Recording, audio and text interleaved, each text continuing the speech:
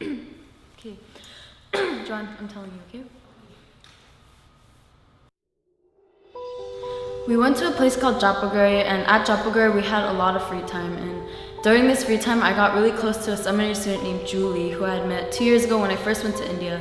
And when I first met her, I thought she was like this quiet, shy girl who listened to every order missionary James told her to do. But the more I got to know her, the more funny she was, and the more outgoing she was, and she was really easy to talk to. And so the time we had there, we talked more and more, and we started talking about life, and we talked about boys, and we talked about our lives in different countries, and we talked about just stuff like that. And she told me about her life testimony and her struggles, and about her future dreams of wanting to become a missionary. And I remember one thing she told me was that she was scared to go home during this time because her dad had a big drinking problem, and so that she was scared of what her dad could do to her and her family. And even though this story was really sad to her, I was actually really happy because, you know, these are actually things that friends actually tell each other, and so I was really happy about that.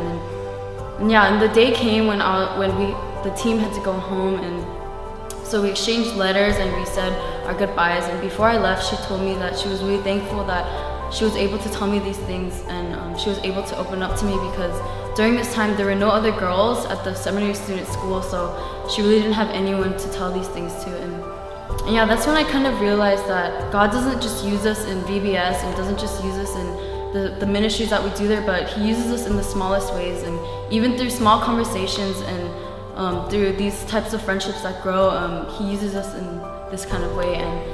And yeah, and even to this day, I still talk to her through Facebook chat, and we share prayer requests, and we still talk about life and just random things that friends talk about. And so I'm really thankful and encouraged by her. And so yeah, and our relationship started off as this high and by stranger relationship, but now we're able to talk as if we're sisters in Christ.